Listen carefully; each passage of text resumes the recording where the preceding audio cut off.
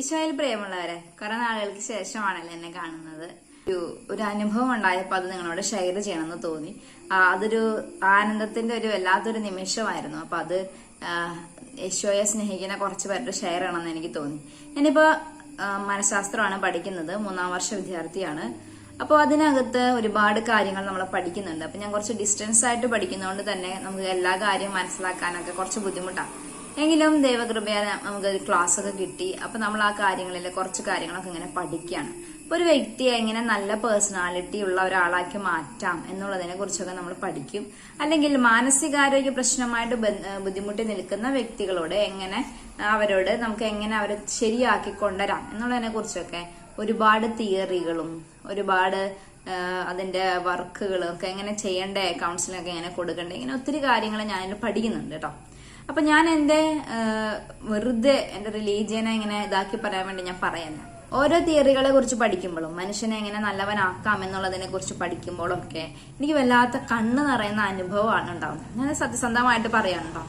കാരണം ഒരു മനഃശാസ്ത്ര പുസ്തകവും വായിക്കാതിരുന്നപ്പോഴും എന്റെ കയ്യിലുണ്ടായിരുന്ന ബൈബിൾ എന്ന് പറയുന്ന വിശുദ്ധ ബൈബിൾ എന്ന് പറയുന്ന ആ മഹാ അത്ഭുതത്തിന്റെ സഹായത്തോടെ ഞാൻ എന്റെ മാനസികാരോഗ്യ പ്രശ്നങ്ങളോട് അല്ലെങ്കിൽ എന്റെ ജീവിത പ്രശ്നങ്ങളോട് ഞാൻ എങ്ങനെ പൊരുതി, എങ്ങനെ എന്നെ തന്നെ അതിനെ പരിശീലിപ്പിച്ച്, എങ്ങനെ ഞാൻ ആ ഒരു ദൈവവചനത്തിൽ നിന്നും അറിവും ജ്ഞാനവും ആ ഒരു വചനം പാലിച്ചുകൊണ്ടൊക്കെ എങ്ങനെ ഞാൻ എന്റെ ജീവിതത്തെ തിരുത്തിയിരുന്നു, എങ്ങനെ എന്റെ ജീവിതത്തെ ഞാൻ മെച്ചപ്പെടുത്താൻ ശ്രമിച്ചിരുന്നു, എങ്ങനെ എന്റെ മാനസികാരോഗ്യം വീണ്ടെടുക്കുന്നതിന് വിശുദ്ധ ബൈബിൾ എന്നെ സഹായിച്ചു. ഇതെല്ലാം ദൈവശാസ്ത്രപരമായി ഞാൻ വിശുദ്ധ ബൈബിളിൽ നിന്ന് പഠിച്ചതിന്റെ മറ്റൊരു സയന്റിഫിക് വേർഷനാണ് സൈക്കോളജിയിൽ എനിക്ക് കാണാൻ സാധിക്കുന്നത്. എനിക്കത് വല്ലാത്ത അത്ഭുതം തോന്നി. ഒരു സാധാരണക്കാരന് അവന്റെ ജീവിതം മെച്ചപ്പെടുത്തണമെങ്കിൽ മനഃശാസ്ത്രം പോലുള്ള സാങ്കേതികമായ സംഗതികളിലേക്ക് എത്താൻ എല്ലാവർക്കും പറ്റില്ല. ഒരു കൂലിപ്പണിക്കാരന്, ഒരു റബ്ബർ വെട്ടുന്ന ജോലിക്കാരന്, അല്ലെങ്കിൽ ഒരു മീൻപിടുത്തക്കാരനൊക്കെ മനഃശാസ്ത്രത്തിന്റെ MAയും BAയും പഠിച്ചിട്ട് മാത്രമേ, അല്ലെങ്കിൽ ഒരു തെറാപ്പിസ്റ്റിന്റെ അടുത്ത് പോയിട്ട് മാത്രമേ, ഒരു സൈക്കോളജിസ്റ്റിന്റെ അടുത്ത് പോയിട്ട് മാത്രമേ തന്റെ പ്രശ്നങ്ങൾ മാറ്റാൻ പറ്റുമോ എന്നുള്ളത് ഇമ്പോസിബിൾ ആണ് അല്ലെ. അപ്പൊ നമ്മുടെ ദൈവം നമ്മുടെ കയ്യില് വളരെ വില കുറഞ്ഞ പൈസക്ക് മേടിക്കാൻ കിട്ടുന്ന ഒരു ദിവസത്തെ ഇതുപോലെ നിങ്ങൾക്ക് വേണ്ടല്ലേ, ഒരു ബൈബിൾ മേടിക്കാനുണ്ട്, ഒരു അധ്വാനത്തിന്റെ കൂലി പോലും നിങ്ങൾക്ക് വേണ്ട. ഞാൻ എന്റെ നന്ദി രേഖപ്പെടുത്താനാണ് ഇവിടെ. എന്റെ കർത്താവിനോടുള്ള നന്ദിയാണ്, എങ്കിലും അത് നിങ്ങളോട് ഷെയർ ചെയ്യണമെന്ന് വിചാരിക്കുകയാണ്. എന്റെ ജീവിതത്തിന്റെ വല്ലാത്ത ഇരുട്ട് നിറഞ്ഞ ഒരു കാലഘട്ടത്തിലാണ് ഞാൻ ദൈവത്തെ അറിയുന്നതിനേക്ക് ദൈവത്തെ അനുഭവിക്കുന്നു. ഞാൻ പിന്നീട് ദൈവത്തോടൊപ്പം നടന്ന, മറ്റൊന്നിനും ശ്രദ്ധിക്കാതെ ദൈവത്തിന്റെ സ്വരം മാത്രം ശ്രദ്ധിച്ച് നടന്ന നമ്മുടെ ഡാനിയലച്ചൻ ചിലപ്പോൾ ഒരു കാര്യങ്ങൾ പറയുന്ന കേട്ടു. ഞാൻ ഇന്നും കൂടെ അദ്ദേഹത്തിന്റെ വീഡിയോ ഞാൻ കേട്ടോളൂ. ഒന്നും തിരയാൻ പോകരുത്, കർത്താവിന്റെ വാക്കുകള് വചനം മാത്രം തിരയാ, ബാക്കി എല്ലാം വന്നു ചേർന്നോളും. അതുപോലെ തന്നെ എന്റെ ജീവിതത്തിൽ സംഭവിച്ചു. ഞാൻ കർത്താവിന്റെ വചനം മാത്രമാണ്, ഞാൻ അതിൽ മാത്രം ശ്രദ്ധിച്ച ഒരു മനോഹരമായ ഒരു കാലഘട്ടം എനിക്കുണ്ടായി. ഇന്നും ഞാനെന്ന വ്യക്തിയുടെ അടിവേര് എന്ന് പറയുന്നത് തിരുവചനങ്ങളാണ്. വചനമില്ലെങ്കിൽ എനിക്ക് മുന്നോട്ട് പോകാൻ സാധിക്കില്ല. വചനത്തിലൂടെ കർത്താവ് പറഞ്ഞ കാര്യങ്ങളാണ് കർത്താവ് എനിക്ക് നിറവേറ്റി തന്നിട്ടുള്ളത്. വചനത്തിലൂടെ എന്ത് പറഞ്ഞു അതിനോടാണ് ഞാൻ വിശ്വസ്തത പുലർത്തിയിട്ടുള്ളത്. കേൾവിക്കാരെ പിടിച്ചു നിർത്താൻ വേണ്ടിയിട്ടോ അല്ലെങ്കിൽ എന്നെ വിമർശിക്കുന്നവരെ സംതൃപ്തിപ്പെടുത്താൻ വേണ്ടിയിട്ടോ ഒന്നും ഞാൻ ഒരു വചനത്തിലും വെള്ളം ചേർത്തിട്ടില്ല. ഞാൻ ചില കാര്യങ്ങൾ പറഞ്ഞപ്പോൾ പ്രതികൂലം ഉണ്ടായപ്പോഴൊക്കെ കർത്താവ് പറഞ്ഞെന്തോ അതാണ് ഞാൻ വിശ്വസ്തയോടെ ജോലിക്കാരിയെ പോലെ ഞാൻ ചെയ്തിട്ടുള്ളത്. ഈ വചനമാണ് എന്റെ ജീവിതത്തിന്റെ പ്രകാശമായിട്ട് മാറിയിട്ടുള്ളത്. ഒന്നും ചോദിക്കേണ്ടി വന്നിട്ടില്ല. ഒരു അനുഭവം പറഞ്ഞാല്, മാസം നമ്മൾ ഫിനാൻഷ്യലി സ്ട്രഗിൾ ചെയ്യുമ്പോൾ മാസത്തിന്റെ എൻഡൊക്കെ ആകുമ്പോൾ നമ്മളൊരു സാധാരണക്കാരൻ മിഡിൽ ക്ലാസ് ഫാമിലിയൊക്കെ ആവുന്ന എല്ലാവർക്കും അറിയാം, അക്കൗണ്ടിലെ പൈസ ഒക്കെ തീരും. ഇനി എങ്ങനെ ഒരു 4-5 ദിവസം കൊണ്ടുണ്ടല്ലോ, ഒരാഴ്ച കൊണ്ടുണ്ടല്ലോ, എങ്ങനെയാ എന്ന് ആലോചിക്കുമ്പോഴേക്കും ആരെങ്കിലും ഒക്കെ ഹെൽപ്പായിട്ട് വരികയാണ്. അത് ഞാൻ ആരോടും പറഞ്ഞിട്ടില്ല, പക്ഷെ എന്റെ കർത്താവിനറിയാം എനിക്ക് എന്താണ് വേണ്ടതെന്ന്. ഇനി വിദ്യാഭ്യാസത്തിന്റെ ഘട്ടത്തില് ഇപ്പൊ ഞാൻ പൂനെയിൽ നിന്ന് കേരളത്തിലേക്ക് വന്നത് ഒരു വലിയ ഡിസിഷൻ ആയിരുന്നു. അപ്പൊ എന്റെ മനസ്സിൽ ഇങ്ങനെ ഈശോ എന്താണോ പ്രചോദിപ്പിച്ചത് അതാണ് ഞാൻ ചെയ്തത്. നാട്ടിലോട്ട് പോകേണ്ട സമയമായി എന്ന് എനിക്ക് തോന്നി. ഞാൻ നാട്ടിലേക്ക് വന്നു. ഇപ്പൊ ഞാൻ ഇവിടെ ഒരു സ്കൂളിലാണ് വർക്ക് ചെയ്യുന്നത് കേട്ടോ. ഞാൻ ജെറുസലേമിൽ കുറച്ച് നാൾ വർക്ക് ചെയ്തു, പിന്നെ അത് ശരിയായില്ല, അതുകൊണ്ട് ഞാൻ പിന്നെ സ്കൂളിൽ എനിക്ക് ജോലി കിട്ടി. ഇവിടെ വന്ന് കാല് കുത്തിയപ്പോ ഇതെന്റെ നാടാണ്. എനിക്ക് ഒരുപാട് മോശം അനുഭവങ്ങളൊക്കെ ജീവിതത്തിന്റെ ഭാഗം ഉണ്ടായിട്ടുണ്ട്. അതിന്റെ ഒരു ഭാഗം എന്റെ നാടിന്റെ ഒരു സാഹചര്യത്തിൽ നിന്നും ഉണ്ടായിട്ടുണ്ട്. അപ്പോ ഞാൻ കർത്താവ് എന്നെ എവിടെ താന്നു പോയോ അവിടെയൊക്കെ കർത്താവിനെ ഉയർത്തി ഇതേ നാട്ടിൽ ഒരു അധ്യാപികയായിട്ട് ഞാനിപ്പോ ജോലി ചെയ്യണം. എന്നോട് ദൈവം വിശ്വസ്തത പുലർത്തിയിട്ടുണ്ട്. അതിന് ഞാൻ എന്താ ചെയ്തതെന്ന് വെച്ചാൽ ഈ വചനങ്ങൾ വായിച്ചു എന്നുള്ളതാ. ഈ വചനങ്ങൾ ഞാൻ മനസ്സിലാക്കി എന്നുള്ളതാ. എനിക്ക് അത്ഭുതം തോന്നാ. റീപാരന്റിംഗ് എന്ന് പറഞ്ഞ സംഗതിയുണ്ട്. അതായത് നമ്മുടെ മാതാപിതാക്കൾ നമ്മളെ പാരന്റിംഗ് നടത്തിയപ്പോൾ ഉണ്ടായ വീഴ്ചകൾ, നമ്മുടെ സ്വഭാവത്തിൽ അടിസ്ഥാനപരമായിട്ടുണ്ടായിരുന്ന ആ ഒരു ചൈൽഡ്ഹുഡിൽ ഫോം ചെയ്ത കുറെ കാര്യങ്ങൾ, ഇതിനൊക്കെ നമ്മൾ മാറ്റിയിട്ട് വീണ്ടും പഠിച്ചതൊക്കെ മറന്നു കളഞ്ഞ് വീണ്ടും ലേൺ ചെയ്യാം. ഈ ഒരു സംഗതി ഞാൻ പഠിച്ചത് ബൈബിളിൽ നിന്നാണ്. എനിക്ക് ഭയങ്കര സന്തോഷമുണ്ട് പറയാൻ. ഞാൻ ബൈബിളിൽ നിന്നാണ്. ഞാൻ ഒരു സൈക്കോളജി പുസ്തകം വായിച്ചിട്ടല്ല ഞാൻ അത് പഠിച്ചിട്ടുള്ളത്. ഇനി ഞാൻ യുണീക്കാണ്, ഞാൻ കുറച്ച് ഡിഫറെന്റ് ആയിട്ട് ചിന്തിക്കുന്ന സമയത്ത് എനിക്ക് ഒരുപാട് പ്രശ്നങ്ങളുണ്ടാകും. ഞാൻ എൻ്റെ വീട്ടിലുള്ള ആരെ പോലും അല്ല ഞാൻ ചിന്തിക്കുന്നത്, ഞാൻ കുറച്ച് ഡിഫറെന്റ് ആയിട്ടാണ് ചിന്തിക്കുന്നത്. അപ്പൊ ഞാനിങ്ങനെ പറയും, ഈ കർത്താവ് ഞാൻ മാത്രം എന്തെങ്കിലും ഡിഫറെന്റ്, എന്നെ ആർക്കും മനസ്സിലാവണില്ലല്ലോ. കർത്താവ് ബൈബിളിലൂടെ പറയുന്നത് യുണീക്കാ. ഇത് തന്നെ മനഃശാസ്ത്രം പറയുന്നുണ്ട്. ഓരോ വ്യക്തിയും ഇൻഡിവിജ്വലി ഡിഫറെന്റ് ആണ്. അവരെന്താണ് എന്നുള്ളത് അവരെ പല രീതിയിൽ രൂപപ്പെട്ട സംഗതികൾ കൊണ്ട് ഉണ്ടായതാണ്. അതുകൊണ്ട് നമുക്ക് ആരെയും ജഡ്ജ് ചെയ്യാൻ പറ്റില്ല. സൈക്കോളജിക്ക് ആരും ജഡ്ജ് ചെയ്യാൻ പറ്റില്ല. അതുപോലെ തന്നെയാണ് വിശുദ്ധ ബൈബിളിൽ ഞാൻ വായിച്ചിട്ടുണ്ട്. ആരും നമുക്ക് ജഡ്ജ് ചെയ്യാൻ പറ്റില്ല. കാരണം അയാൾ എന്താണ് എന്നുള്ളത് പല കാരണങ്ങൾ കൊണ്ട് ഉണ്ടായതാണ്. അതായത് എല്ലാവരെയും സ്വീകരിക്കാനും എല്ലാവർക്കും എങ്ങനെ ഹെൽപ്പ് ചെയ്യാൻ പറ്റുമോ എന്നുള്ളതൊക്കെ ഞാൻ സൈക്കോളജിയിൽ പഠിക്കുമ്പോൾ ഞാൻ എൻ്റെ വർഷങ്ങൾക്ക് മുൻപ് വായിച്ച വചനങ്ങളെ സ്ഥിരീകരിക്കുക മാത്രമാണ് ചെയ്യുന്നത്. ഇതാണ് എൻ്റെ ഏറ്റവും വലിയ സന്തോഷം. ഞാൻ വായിച്ച വചനങ്ങളെ സൈക്കോളജി എന്ന് പറയുന്ന ശാസ്ത്രശാഖ വെച്ച് ഞാൻ സ്ഥിരീകരിക്കുക മാത്രമാണ്. ഈ ലോകത്തിന്റെ ഒരു ശാസ്ത്രം വെച്ചിട്ട് ദൈവത്തിന്റെ വചനങ്ങളെ ജസ്റ്റ് യെസ്, ഇത് ഞാൻ വായിച്ചിട്ടുള്ളതാണ്, ഞാൻ ബൈബിള് വായിച്ചിട്ടുള്ളത്, ഇതെനിക്ക് മുന്നേ ഞാൻ ഇതൊക്കെ ബൈബിള് പറഞ്ഞിട്ടുണ്ട്, ഓക്കെ ഇത് ടിക്കറ്റ് ഞാൻ പോവാണ്. എല്ലാ ബൈബിൾ വചനങ്ങൾ ഉദ്ധരിക്കുന്ന എത്രയോ സൈക്കോളജിസ്റ്റുകൾ ഉണ്ടെന്നറിയാം. എനിക്ക് ഭയങ്കര അത്ഭുതമാണ് തോന്നിയത്. ഓരോ തിയറി പഠിക്കുമ്പോഴും ഓരോ ഇത് പഠിക്കുമ്പോഴും എൻ്റെ കർത്താവ് ഇതൊക്കെ ഒരു എത്രയോ സിമ്പിളായ വചനങ്ങളിലൂടെ എന്നെ പഠിപ്പിച്ചിട്ടുള്ളതാണ്. ഇന്നൊരു നല്ല വ്യക്തിയാവാൻ വേണ്ടി കർത്താവ് മറ്റൊരു സൈക്കോളജി തെറാപ്പിയുടെയും കൗൺസിലിങ്ങിന്റെ ഒന്നും ഭാഗമല്ല.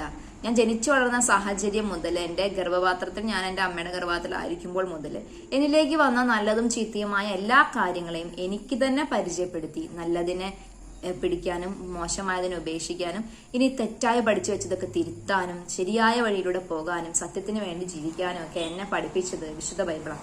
ഇന്ന് ഞാനൊരു ശാസ്ത്രം പഠിക്കുമ്പോൾ എനിക്ക് അത്ഭുതം തോന്നുന്നു. എൻ്റെ വീട്ടിലിരിക്കുന്ന, നമ്മുടെയൊക്കെ വീട്ടിലിരിക്കുന്ന ആ കുടിതട്ടിയ ബൈബിളല്ലേ ഒരു മനുഷ്യന്റെ തലവര മാറ്റാൻ പറ്റുന്നത്. നിങ്ങളത് വായിക്കണം. നിങ്ങൾ എല്ലാ ദിവസവും അത് വായിക്കണം. നിങ്ങളത് വായിച്ച് ധ്യാനിക്കണം. നിങ്ങളുടെ ജീവിതം ഒന്നും ശരിയാവുന്നില്ലെങ്കിൽ, ഇപ്പൊ എനിക്ക് എന്റെ ലൈഫിൽ എന്താ ചെയ്യേണ്ടതെന്ന് അറിയാം. ഞാൻ ഒരു കൗമാരത്തിലൊക്കെ കരഞ്ഞ് പ്രാർത്ഥിക്കായിരുന്നു, കർത്താവ് എനിക്കൊരു പേഴ്സണാലിറ്റി തരണേ. കാരണം എനിക്ക് വളരെ സ്ട്രിക്റ്റ് പാരന്റിങ് ആയിരുന്നു. അതുകൊണ്ട് തന്നെ എനിക്ക് ഒരു ഡിസിഷൻ എടുക്കാൻ കഴിയില്ലായിരുന്നു. എനിക്ക് കോൺഫിഡൻസ് ഇല്ലായിരുന്നു. എനിക്കൊന്നും പറയാനും ചെയ്യാനും പറ്റും. ഞാൻ ഒരുപാട് പേഴ്സണാലിറ്റി ഇഷ്യൂസ് ഫേസ് ചെയ്തിരുന്നു. ഒന്നിനും ഫേസ് ചെയ്യാൻ പറ്റില്ല, ഒന്നിനും അഡ്ജസ്റ്റ് ചെയ്യാൻ പറ്റത്തില്ല. സിറ്റുവേഷനുകൾ എനിക്ക് അഡ്ജസ്റ്റ് ചെയ്യാൻ പറ്റത്തില്ല. എന്റെ വലിയൊരു പ്രോബ്ലം ആയിരുന്നു അത്. കാരണം എനിക്ക് എപ്പോഴും ഭയം വരും. അപ്പൊ എന്നിലൂടെ എന്റെ മകന് കുറച്ചൊക്കെ അത് കിട്ടിയിട്ടുണ്ട്. അപ്പൊ അവനെ കാണുമ്പോൾ എനിക്ക് മനസ്സിലാവും. പക്ഷെ ഞാനത് മാറിയിരുന്നു. കുറെയൊക്കെ ഞാനത് മാറ്റിയത് ബൈബിളിലൂടെ. ദൈവം എന്നെ ഒരു സ്ഥലത്തോട്ട് അയക്കും. അപ്പൊ കുറച്ച് ദിവസം കഴിയുമ്പോൾ എന്റെ ഈ പ്രശ്നം ആരംഭിക്കും. എനിക്ക് അഡ്ജസ്റ്റ് ആവില്ല. കർത്താവ് അയച്ചതാണ് എന്ന് എനിക്ക് കർത്താവ് ബോധ്യം തരും. നീ അവിടെ നിൽക്കണം, ഞാനാണ് നിന്നെ അങ്ങോട്ട് അയച്ചത്. അപ്പൊ ഈശോയോടുള്ള സ്നേഹത്തെ പ്രതി ഞാൻ അതിനെ ഫോളോ ചെയ്യും. ഈ ഈശോയോടുള്ള സ്നേഹത്തെ പ്രതി ഫോളോ ചെയ്തിട്ട്, അല്ലെങ്കിൽ ഈശോയെ പ്രതി ഞാൻ ഓരോ കാര്യങ്ങൾ എൻ്റെ ഉള്ളിൽ തന്നെ മാറ്റം വരുത്തിയിട്ട് എന്നെ തന്നെ ഞാൻ റിഫോം ചെയ്തു. പിന്നെയും ഞാൻ ഉടച്ചു വാർത്ത് പിന്നെ ഞാൻ പുതുക്കി പണിതു. ഇതെല്ലാം എനിക്ക് കിട്ടിയത് എവിടെ നിന്നാണ്? ബൈബിളിൽ നിന്നാണ്. ഇപ്പൊ ഞാനൊരു സൈക്കോളജിസ്റ്റിന് അടുത്ത് പോകാം, ഞാൻ 2000 രൂപ 1500 രൂപ കൊടുത്ത് ഒരുപാട് കൗൺസിലിംഗ് കൂടി ഞാൻ ശരിയാക്കേണ്ട. ഞാനും കൗൺസിലിംഗ് ആവാൻ പഠിക്കുന്നത്. പക്ഷെ ഞാൻ തിയറി അങ്ങോട്ട് പോകണ്ടെന്നോ കൗൺസിലിംഗ് കൂടണ്ടെന്നോ നിങ്ങൾ പൈസ കൊടുക്കണ്ടെന്നോ തെറാപ്പി എടുക്കണ്ടെന്നോ ഒന്നുമല്ല ഞാൻ പറയണം. അതെല്ലാം നിങ്ങൾ ചെയ്യണം. പക്ഷെ ബൈബിൾ ഒന്ന് വായിച്ചു നോക്കൂ. വിശുദ്ധ ബൈബിളിലൂടെ നിങ്ങൾക്ക് സൗഖ്യം കിട്ടും. നിങ്ങളുടെ കണ്ണുകൾ തുറക്കും. നിങ്ങളുടെ ആന്തരിക നയനങ്ങൾ നിങ്ങൾ തുറക്കും. നിങ്ങൾക്ക് സക്സസ് ഉണ്ടാവും. നിങ്ങൾക്കൊരു സ്വഭാവ രൂപീകരണം നടക്കും. അതാണ് അവിടെ ഏറ്റവും. അതൊരിക്കലും ഒരു 50 വയസ്സായ ഒരു മനുഷ്യനെ പിടിച്ചിരുത്തിട്ട് എത്ര ഉപദേശിച്ചാലുള്ള സ്വഭാവം മാറ്റാന്ന് പറയുന്നത് എളുപ്പമല്ല. പക്ഷെ 50 അല്ല 60 അല്ല 90 വയസ്സായാലും നിങ്ങൾ ഈ വിശുദ്ധ വചനങ്ങളിലേക്ക് വരികയാണെങ്കിൽ അവിടെ കർത്താവിന്റെ ശക്തി പ്രവർത്തിച്ച് നിങ്ങളുടെ സ്വഭാവം മുഴുവനും മാറ്റിയെടുക്കുക ചെയ്യുന്നത്. എനിക്ക് അത്ഭുതം തോന്നുന്നു. 32 വയസ്സായിട്ട് നമ്മൾ പറയും 40 വയസ്സിനോട് അടുത്ത് 30 വയസ്സ് ഇത്ര ആയില്ലേ, ഇനിയിപ്പോ ഈ ശീലങ്ങളൊന്നും മാറ്റാൻ പറ്റില്ല. ഞാൻ മുടി മാറി, ഞാൻ പൂർണ്ണമായിട്ട് മാറിയിട്ടുണ്ട്. അത് എനിക്ക് ഞാൻ പറഞ്ഞില്ലേ ഒരു ശാസ്ത്രശാഖയുടെ സഹായം കൊണ്ടല്ല, മറിച്ച് എൻ്റെ അപ്പനോടുള്ള സ്നേഹം കൊണ്ടാണ്, എൻ്റെ ഈശോയോടുള്ള സ്നേഹം കൊണ്ടാണ്. ഞാൻ ഇപ്പോഴും പറയും, എന്നെ എല്ലാവരും തള്ളിക്കളഞ്ഞപ്പോൾ എന്നെ സ്നേഹിച്ച എൻ്റെ കർത്താവ് എന്നെ ഒരിക്കലും, ഞാനിപ്പോ ഇവിടെ നിരന്തരമായി പ്രാർത്ഥിക്കുന്നൊന്നുമില്ല, നല്ല തിരക്ക് ഉത്തരവാദിത്തങ്ങളും കാര്യങ്ങളൊക്കെ ഉണ്ട്, ഒക്കെ നല്ല കാര്യങ്ങൾ ഒത്തിരി ചെയ്യാനുണ്ട്. പക്ഷെ ഓരോ കാര്യത്തിലും എൻ്റെ കർത്താവിന്റെ കാര്യം ഞാൻ കണ്ടിട്ടുണ്ട്. മറ്റുള്ളവർ നമ്മൾ വിമർശിച്ചേക്കാം, ഒരു പക്ഷെ ആത്മീയർ തന്നെ വിമർശിച്ചേക്കാം. പക്ഷെ ഞാൻ പറഞ്ഞല്ലോ, ബാങ്കിൽ പൈസ തീരുമ്പോൾ അപ്പൊ തന്നെ പൈസ വരുന്നുണ്ട്. ജോലി ആവശ്യമുള്ളപ്പോൾ കറക്റ്റ് ജോലി കിട്ടിയിട്ടുണ്ട്.